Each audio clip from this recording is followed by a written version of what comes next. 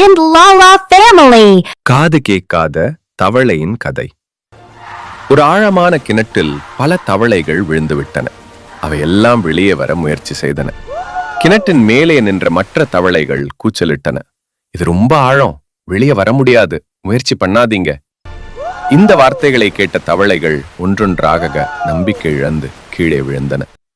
ஆனால் ஒரு தவளை மட்டும் தொடர்ந்து ஏறிக்கொண்டே இருந்தது.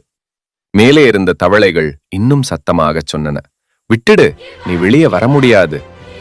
ஆனாலும் அந்த தவளை விடாமுயற்சி செய்து இறுதியில் கிணற்றிலிருந்து வெளியே வந்தது.